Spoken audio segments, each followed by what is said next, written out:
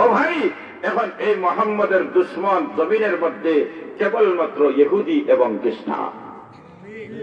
আর আমার দেশের নাস্তিক মুরতাদ যারা ইহুদি খ্রিস্টানের দালাল নামে মুসলমান, প্রকৃত পক্ষে এরা ইহুদ এবং খ্রিস্টানদের দালাল, নাস্তিক মুরতাদদের দালাল। তারাই হবে কোরআনের দুশমন, তারাই হবে আমার নবীর দুশমন।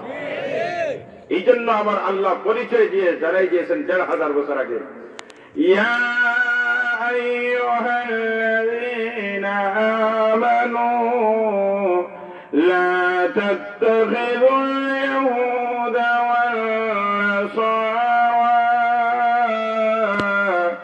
আউলিয়া।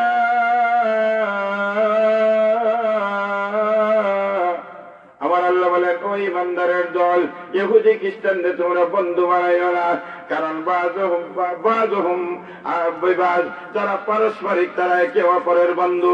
ইসলামের ক্ষেত্রে, মুসলমানের ক্ষেত্রে, কোরআনের ক্ষেত্রে তারা পারস্পরিক একে অপরের বন্ধু হয়ে যায়, এক প্ল্যাটফর্মে তারা ঐক্যবদ্ধ হয়ে যায়। কোরআন কেমনে মেটাবে, ইসলাম কেমনে মেটাবে, আমার নবীর শান কেমনে মেটাবে? এই জন্য আমার আল্লাহ ঘোষণা দিলেন, খবরদার ইহুদি খ্রিস্টানদেরকে বন্ধু বানাইও না। বর্তমান সময়ে পৃথিবীর মধ্যে এমন কোন মুসলিম রাষ্ট্র, এমন কোন মানুষ যারা রাষ্ট্রপ্রধান, সরকার প্রধান, তারা ইহুদি খ্রিস্টানকে তারা এমন আপন বানায়, তারা মুসলমানের চেয়েও ইহুদি খ্রিস্টানকে আপন বানায়। যদি প্রয়োজন হয় শরীরে রক্ত দেওয়ার, গ্যাস তো দিবে, খনিজ সম্পদ দিবে, দেশ দিবে, প্রয়োজন হয় নিজের শরীরের রক্ত দেওয়া যদি প্রয়োজন হয় তারা রক্ত দিতে পারত। কিন্তু ইসলামের জন্য তাদের শরীরের মধ্যে আগুন জ্বলে। আবু বকর সিদ্দিক রাদিয়াল্লাহু তাআলা মক্কা নগরীতে চলে আসলেন। আসার পরে অপেক্ষায় যে আমার বন্ধু কোন দিন আমার সামনে নবুয়তের রিসালাত প্রকাশ করবেন। না, 18 বছর বয়সে স্বপ্ন দেখলেন। বছর যায়, দিন যায়, মাস যায়, সপ্তাহ যায়, ঘন্টা যায়, কিন্তু না, আমার বন্ধু আমার কাছে তো বলে না যেই দিন আমার নবী বিশ্বনবী রাহমাতুল লিল আলামিনকে আল্লাহ নবী বানাইলেন, ঘোষণা দিলেন নবুয়তের ঘোষণা দিলেন রিসালাতের ঘোষণা।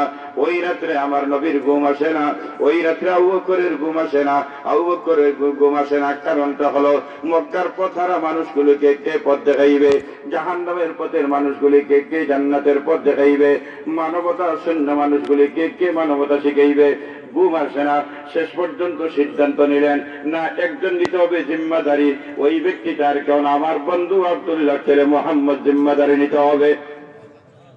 আমার নবীর ঘুম আসে না, কারণ বয়তুল্লাহর ভিতরে 360 দেবদেবতা, পাথরের পূজা, কোটি কোটি দেবদেবতার পূজারী মক্কার মানুষগুলি, কার কাছে আমি ইসলামের দাওয়াত দিব, এক আল্লাহর দাওয়াত দিব?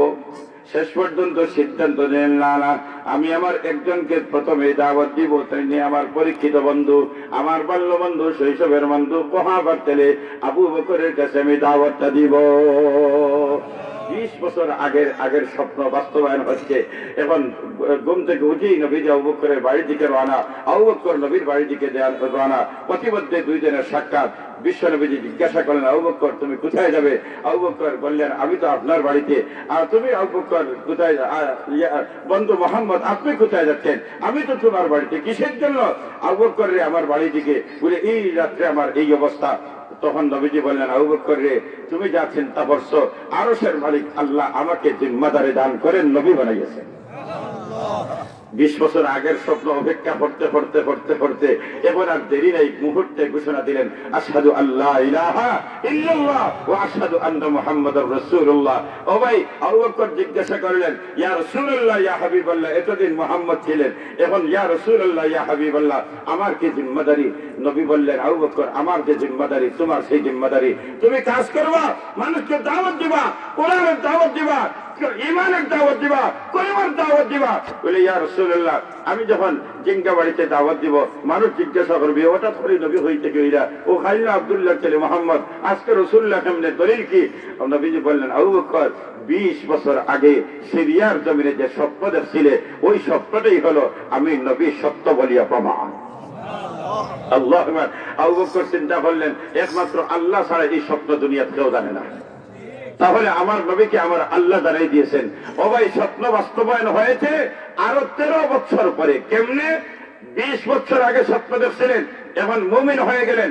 আরো 13 বছর পরে হিজরতের রাত যখন আমার নবীর সফর সাথী আবু বকর গর্তের মধ্যে ঢুকলেন, পরিষ্কার পরিচ্ছন্ন হয়ে যখন ভিতরে ঢুকাইলেন নবীজিকে, নবীজি বিশ্রামে গেলেন।